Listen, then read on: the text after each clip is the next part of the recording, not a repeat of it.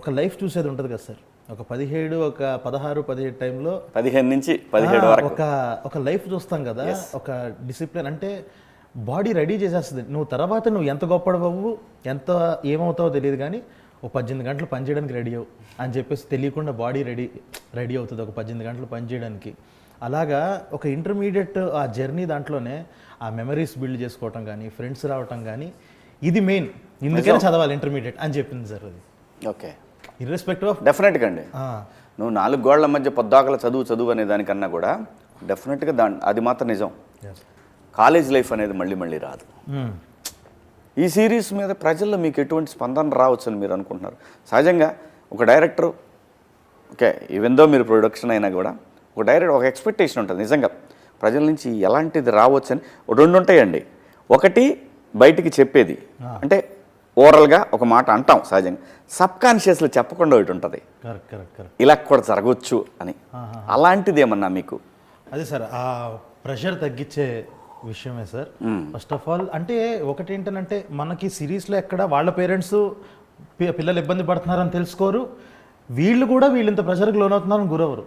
కానీ బయట నుంచి చూసేవాళ్ళకి మాత్రం అరే ఇది అన్యాయం అన్న ఫీలింగ్ అయితే వస్తుంది. అదే కదా, ఇప్పుడు నేను మాట్లాడుతున్నా అంటే బయట చూస్తున్నా కదా పిల్లలు, ఎంత మనుషం అని అనిపిస్తూ ఉంటుంది. Exactly sir. ఇప్పుడు మన దానివల్ల ఏంటంటే వాళ్ళ పిల్లలు ఇంటర్లో చదివిన తర్వాతే తెలుసుకోవాల్సిన అవసరం లేదు, ఇది చూసిన తర్వాత ఖచ్చితంగా తెలుసుకుంటారు ఎంత ప్రెషర్ ఉంటుంది లోపల. ప్రాబ్లం ఏంటో తెలుసా, కొంతమంది ఇలాంటివి చూపించరు, తల్లిదండ్రులు చూపించరు, కానీ చూస్తారు. వాళ్ళకి తెలియట్లేదు, దాచిపెడితే ఎక్కువ చూస్తారు, అదే వదిలేస్తే చూడరు. మంచి వీళ్ళు కరెక్ట్గానే కొడుతున్నారు. 90s అని కొట్టారు దెబ్బ, దాని తర్వాత 90s తర్వాత ఇంటర్మీడియట్ అని కొడుతున్నారు. మరి ఖచ్చితంగా పెద్ద సక్సెస్ అవుతుంది, అనుమానం ఏం లేదు. All the best. ఖచ్చితంగా నేను చెప్తున్నాను కదా, ఈటీవీ యాక్సెప్ట్ చేయడానికి చాలా సతాయిస్తారు వాళ్ళు కంటెంట్ని. 100% చేయాలి, లేకపోతే కాంపిటేటివ్ కదా. ఈ పైగా సార్ ఆల్ థ్యాంక్స్. అదే సరే మీరు చెప్పండి రా, మీరు చెప్పండి రా. సో తను సందీప్ రాజు ఉన్నారంటే ఖచ్చితంగా కంటెంట్ లేకుండా వెళ్ళడు. సో తనకి నేనేమంటానంటే ఆపర్చునిటీస్ కన్నా తనకి రెస్పాన్సిబిలిటీ ఎక్కువ ఉంటుంది. ఎందుకంటే ఒక ప్రతిష్టాత్మకమైన జాతీయ స్థాయి అవార్డు అందుకున్నాడంటే ఆ వ్యక్తికి చాలా రెస్పాన్సిబిలిటీ ఉంటుంది. తను తీసే ప్రతి కంటెంట్ కూడా టువర్డ్స్ అకౌంటబిలిటీ ఉంటుంది సొసైటీకి. సో డెఫినెట్గా ఆయన విషయంలో మాకు ఎటువంటి డౌటు లేదు, మీ విషయంలోనే డౌటు, అది కూడా పోయి సరదాగా నాన్న. డెఫినెట్గా ఈటీవీ నుంచి వచ్చే ఈ కంటెంట్ నెక్స్ట్ లెవెల్ కంటెంట్ ఉంటుంది. అంతా కూడా పైగా మనం డైరెక్టర్ గారి గురించి చూసారా, ఎవడుంటే వాడి గురించే మాడతారా. సందీప్ అంటే డైరెక్టర్ ఏం చేయలే ఈ సినిమాలో.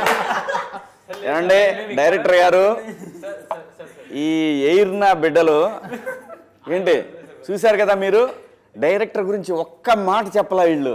నేను అప్పటి నుంచి చూస్తున్నా. ఏమండి నేను ఏ సినిమా చేసినా నా డైరెక్టర్ లేకపోయినా సరే నేను డైరెక్టరే సినిమా అని చెప్తా. కానీ ఈ నా కొడుకులు ఈయన ఇంకా పెద్ద సినిమా చేస్తున్నాడు కదా, నెక్స్ట్ సినిమా కోసం ఈయన గురించి మాట్లాడుతున్నారు. కానీ పాపం వీళ్ళకి వేషాలు ఇచ్చి వాటిని అద్భుతంగా రాసి వీళ్ళని డైరెక్ట్ చేసినటువంటి డైరెక్టర్ని మర్చిపోయారు. తెలుగు చిత్ర పరిశ్రమ ఉన్న డైరెక్టర్లు అందరూ కూడా వీళ్ళ ముగ్గురిని గుర్తుపెట్టుకోండి.